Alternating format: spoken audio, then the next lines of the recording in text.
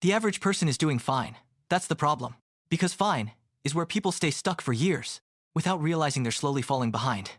You don't feel broke, but one unexpected bill still hits harder than it should. You don't feel irresponsible, but you still hesitate before opening your banking app, and deep down, you already know why. Something about your money isn't working. Not failing, just quietly off. And that's exactly what makes it dangerous. Tom is 26. He felt that exact moment last week. It didn't feel like a crisis. That's what made it dangerous. At lunch, a coworker said it casually. Folks earn well, spend too much. He drove his financed car home, grabbing takeout for his empty fridge, opened his banking app, paused, closed it. That moment looks small. It isn't. Because that's where most people live now. Not in disaster, in avoidance. Safety's illusion shattered. Tom texted Marcus. Marcus always knew money stuff. He watched every finance video, every podcast, every top 5 habits of millionaires clip ever made. Yeah, Marcus replied. Your coworker's right. The average income is actually solid. People are just bad with money. Then he kept going. You need more income streams. Use debt wisely. Leverage credit. Make your money work. Marcus loved phrases. And phrases sound powerful. But they don't change anything. Results do. And that's the gap most people never notice. The next day, Tom brought it up to David.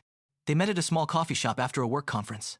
David didn't answer right away. He just looked at Tom for a second. Then he said something that didn't sound impressive, but hit harder than anything Marcus said. The average will make you feel better about being broke. Tom frowned. What does that even mean? David leaned forward. It means people hide inside averages, and that's where they lose. Here's what almost nobody explains. Average, normal, okay, not far off. You stop asking better questions. That's the trap. Because average doesn't show reality. It hides it. David grabbed a pen. 10 people in a room, he said. 9 make $25,000 a year. 1 makes $1 million. Tom nodded. Okay. What's the average income? Tom did the math. About $117,000. David smiled slightly. Good. Now tell me who in that room actually makes $117,000. Tom paused. Nobody. Not even close. And just like, a struggling room suddenly looks rich. And that's not just a thought experiment. That's how real life works. Because when you hear average, you don't picture the struggling majority. You picture yourself being okay. And that's where people get stuck for years. Not because they're failing, but because nothing feels urgent enough to fix. No alarm, no crisis, just slow financial drift. That looks normal the entire time. Just slow financial drift. That looks normal the entire time. But here's where it gets worse. David didn't stop there. About 60% of people can't cover a $1,000 emergency without going into debt. Tom blinked. 1,000? That's not a disaster. That's a car repair, a dentist visit, a broken appliance. That's normal life. And for most people, normal life is enough to break the system. Marcus leaned back. Yeah, but that's just people who don't budget. David shook his head. No. That's people living too tight for too long. That's the real story. The average person isn't drowning dramatically. They're just barely floating. And when you live like that, every small wave feels like it could take you under. No margin means no room to breathe. Then David brought up cars. And Tom already felt it before he even spoke. About 26% of trade-ins on new cars have negative equity, David said. The average is around $6,700. Tom frowned. So people owe more than the car's worth? Exactly. And it's not rare anymore. Long loans, 7 years, sometimes 8. Cars bought at peak prices, losing value fast. It's a quiet trap. Marcus shrugged. That's just normal now. David looked at him. Normal and smart are not the same thing. Then he turned to Tom. You didn't buy freedom with that payment. You bought pressure. That one landed. Because it didn't feel like a mistake when he signed. It felt manageable. That's how most financial problems start. Not with bad decisions, with normal ones. And then came something even sneakier. Buy now, pay later. Marcus laughed. That's not real debt. It's just splitting payments. David didn't smile. The average user carries around $760 in these balances. And about a quarter miss payments. That's the illusion. It feels small. 4 payments, no interest. Easy. But easy spending is still spending. And small debts don't stay small when they stack. Here's the part that catches people off guard.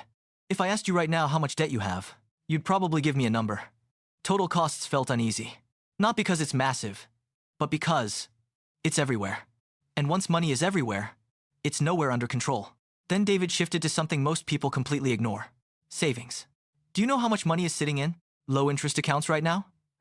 Tom shook his head. Trillions. Low rates earn $20, High rates, $175. Losing money? Exactly. And that's what makes this dangerous. Bad money habits aren't always loud. Sometimes your money is just sleeping. And sleeping money doesn't build a future. Marcus tried again. Okay, but that difference isn't life-changing. David nodded. On its own? No. But average people don't lose once. They lose slowly. That's the part nobody feels. One bad account, one expensive habit, one ignored decision, then another, and suddenly, 5 years are gone. Then David got quieter. And this is the part people avoid. Retirement. Not exciting, not urgent, until it is. He explained that many people in their 40s and 50s don't have enough saved to last more than a few years. Tom had seen that before. He once opened a retirement calculator, watched the number appear, closed it immediately. David looked at him. Closing the tab is a decision. That one didn't feel good, because it was true. Avoidance feels passive, but it isn't. It builds a future, just not the one you want. Marcus had one last argument. Okay, but if you just make more money, most of this goes away. David nodded slowly. Income helps. David nodded slowly. Income helps, but behavior decides everything. Then, he gave an example. 2 people make the same income. One saves more, the other chases better returns. Who wins first? Most people guess wrong. Because at the beginning, saving matters more than investing. But saving is boring, and people would rather feel smart than be consistent. And this is where everything connects. It's not laziness, David said. It's drift. That was it. The cleanest explanation. People don't choose a fragile financial life. They drift into it. A nicer car, a better apartment, more convenience, more upgrades. Each one feels small, earned, temporary. The vital gap vanishes. Your freedom, your options, your peace. No gap, no control. And here's the uncomfortable truth. There are 2 versions of your next 10 years. In one, you do what average people do.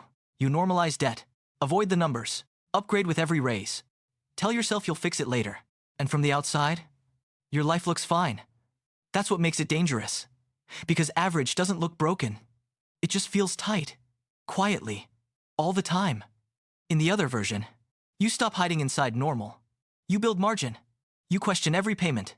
You stop confusing income with wealth. You look at the numbers even when it's uncomfortable. And maybe it starts small. One account, one transfer, one decision you don't make. That sounds small. It isn't.